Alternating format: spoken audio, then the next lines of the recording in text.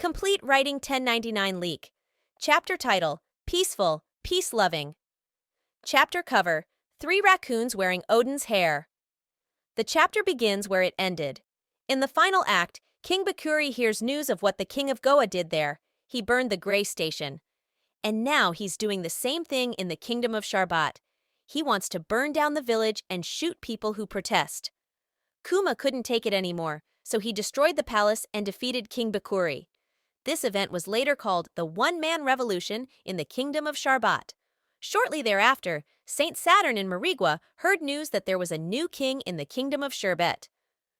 Kuma could not refuse the people's request, so he became the new king of the Kingdom of Sharbat.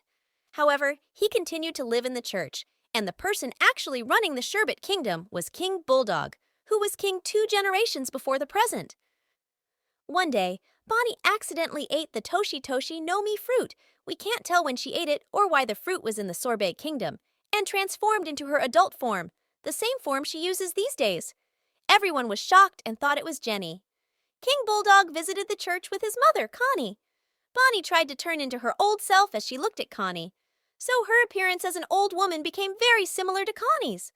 There's a funny scene where everyone mistakes them for each other. King Bulldog brought bad news to Kuma. Former King Bakuri, who has escaped once again, now has the world government on his side. And news came that Kuma had ousted him from power and that he was now the evil ruler of the Sherbet Kingdom. So the Navy will lend its forces to Bakuri to reclaim the Kingdom of Sharbat. Kuma decides to defeat Bakuri once and for all, but he will no longer be able to stay in the Sorbet Kingdom. Kuma entrusted the Kingdom of Sherbet to Bulldog. He will take Bonnie to live with him in the castle and will make sure that Bonnie will never touch natural light. Kuma then went out to see Bakuri face to face. Bakuri was accompanied by a naval fleet in the middle of the sea. Bakuri, kill him! He is the tyrant who took away the kingdom from me. Kuma sank all the ships himself. We cannot know if Bakuri died or not. After this incident, Kuma fled to the sea and became a pirate. He had many evil titles and a very high reward thanks to his strength. We do not see his virtue in this chapter. Meanwhile, Bonnie was living under Connie's care in the Sorbet Kingdom's castle. Bonnie, when I'm 10, I'm going to be a pirate just like my dad. Kuma traveled the world searching for a cure for Pony's disease. He visited all the islands that the Straw Hat crew were sent to during the Sabaody incident.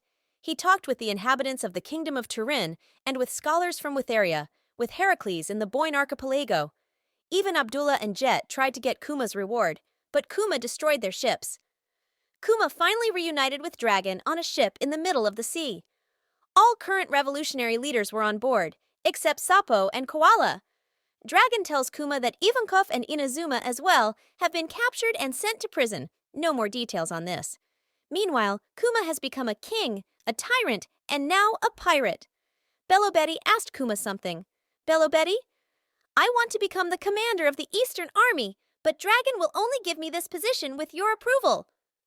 Kuma, so the woman with the mouth that spews bad words will become a leader. I have no problem with that.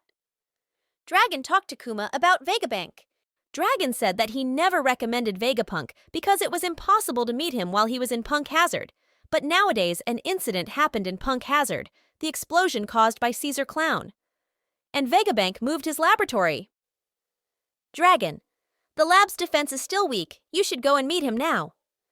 Kuma, thank you, Dragon. If you can cure Pony, I would like to fight alongside you again. Dragon, let fate go with the wind, my friend. Back to Bonnie. She is learning to fight and can even defeat an adult in hand-to-hand combat, even when in her child form while training. Kuma arrived in the Sorbet Kingdom to meet Pune. Spoiler One Piece, Kuma brought Pony in a box to Egghead Island, which was still a winter island. They meet Vegapunk, whose head is still big. Bonnie played with Sentamaru while Vegapunk and Kuma were talking. Vegapunk told Kuma that Pony's disease could be cured. It will use new implantable cell technology not yet used in any regular hospital. But the cost would be very high, just like creating a cyborg. Vegapunk examined Kuma's blood and was shocked to discover that Kuma was a Bakaner. Vegapunk asked why Kuma came to meet a government man like him. Kuma said he trusts Dragon. Kuma asked Vegapunk why his blood was different from that of a normal human. Vegapunk said there are not enough samples to do this to come up with a clear explanation. Vegapunk, Kuma! guess to create the clone army out of you that I've always been planning to create, and I'll treat Bonnie for free. Kuma, I will accept any condition for Bonnie's sake, but what will you do with my copies? Vegapunk, they'll become Marines. I'll make them shoot lasers to defeat evil pirates and have strong bodies to use as a shield to protect innocent people. We go to Marijuana. We can see that Saturn is actually listening to their entire conversation. Saturn, Vegabank has no idea how to exploit this opportunity. I have another idea. Back on Egghead Island, Kuma and Vegapunk are still talking. Kuma, at first I plan to accept any condition, even if you do something devilish, but if your clones are able to save people's lives, then maybe that is the purpose of my birth. Vegapunk, you're a saint. Kuma, no, I'm just a peace lover, which means pacifitista. Vegapunk, I like that word. Let's use it to call the future warriors we're going to create. Note, the name of the dragon ship appeared before Y